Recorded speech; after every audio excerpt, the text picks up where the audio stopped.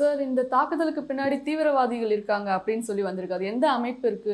அந்த அமைப்பை பத்தி கொஞ்சம் சொல்லுங்க. ஆனால் அதற்கு முன்பு என்ன சொல்கிறாங்கன்னா, அந்த தாக்குதல் நடத்தியவர்கள் 2 பேர், அப்பாவும் பையனும். அவங்க லைசன்ஸ்டு கன் வச்சுருந்துருக்குறாங்க. ஆஸ்திரேலியா கவர்மெண்ட்டு லைசன்ஸ் வாங்கி கன் வச்சுருந்துருக்குறாங்க. இதில் அவங்களுடைய காரில் இந்த ஐஎஸ்ஐஎஸ்ன்னு சொல்லக்கூடிய தீவிரவாத அமைப்பினுடைய கொடி இருந்தது. இவர்கள் பெயர், அந்த ஐஎஸ்ஐஎஸ்னுடைய பெயர் என்னென்னா இஸ்லாமிக் ஸ்டேட் அப்படின்னு அர்த்தம். இஸ்லாமிய ராஜ்யம் அப்படிங்கிறது அதோடைய பெயர். முஸ்லீம்கள் அப்படின்னாலே இவங்க தீவிரவாதிகள், இவங்களை எதிலுமே சேர்க்கக்கூடாது, அவர்களை தனிமைப்படுத்தணும் அப்படின்னு சொல்வது மாதிரியான தாக்குதலில் தான் இவங்க தொடர்ந்து நடத்திட்டு வராங்க. உலகம் முழுக்க நடத்தி கொண்டு வராங்க.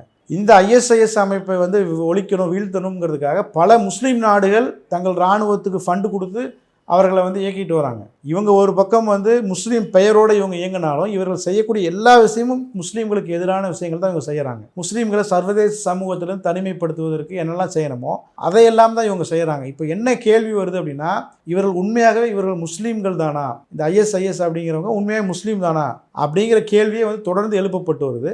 இன்றைக்கி பார்த்தீங்கன்னா ஆஸ்திரேலியாவில் யூதர்கள் மீது தாக்குதல் நடத்தப்பட்டிருக்கு. யூதர்கள் அப்படிங்கிறவங்க யார் அப்படின்னா இஸ்ரேலில் வசிக்கக்கூடியவர்கள். யூதர்களுக்கான நாடு அப்படிங்கிறது இஸ்ரேல். அந்த இஸ்ரேல் இன்றைக்கி காசாவின் மீது பெரிய இனப்படுகொலை நடத்தி கிட்டத்தட்ட 70,000 மக்களை கொன்று குவிச்சிருக்கிறாங்க. இன்றைக்கி 20,000க்கும் மேற்பட்ட குழந்தைகள் கொல்லப்பட்டிருக்கிறாங்க.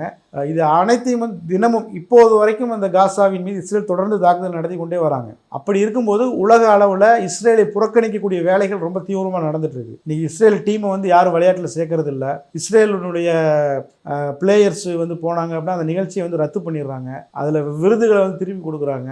சர்வதேச அளவில் இவ்வளவு பெரிய புறக்கணிப்புகள் இஸ்ரேல் சந்திச்சுட்டு வரக்கூடிய நிலையில் இந்த மாதிரி தாக்குதல் நடந்தது அப்படின்னா அது இஸ்ரேலுக்கு அது சாதகமாகத்தான் முடியும். இப்போ இஸ்ரேல் செஞ்ச தப்பு இல்லை, இஸ்ரேல் பாருங்கள் இஸ்ரேலியர்கள் பாதிக்கப்படுறாங்க, பாருங்கள் யூதர்கள் பாதிக்கப்படுறாங்க அப்படின்னு அவர்களுக்கு மீது பரிதாபத்தை தான் ஏற்படுத்தும். அப்போ அவர்கள் இந்த தாக்குதல் மூலமாக இஸ்லாமியர்களுக்கு எந்த நன்மையும் இல்லை, இஸ்லாமியர்களுக்கு கெட்ட பேர் தான். பட் அதே நேரம் இஸ்ரேலுக்கு அரசியல் ரீதியாக நிறைய நன்மைகள் இருக்குது. அப்போ இதெல்லாம் ஒரு சந்தேகமாக இருக்குது. ஏன் அப்படின்னா இந்த ஐஎஸ்ஐஎஸ் அமைப்பு இது வரைக்கும் இஸ்ரேலை எதிர்த்து எந்த தாக்குதலும் நடந்தது இல்லை. இஸ்ரேலுக்குள்ளே போய் எந்த தாக்குதலையும் இந்த ஐஎஸ்ஐஎஸ் அமைப்பு நடத்தினது கிடையாது.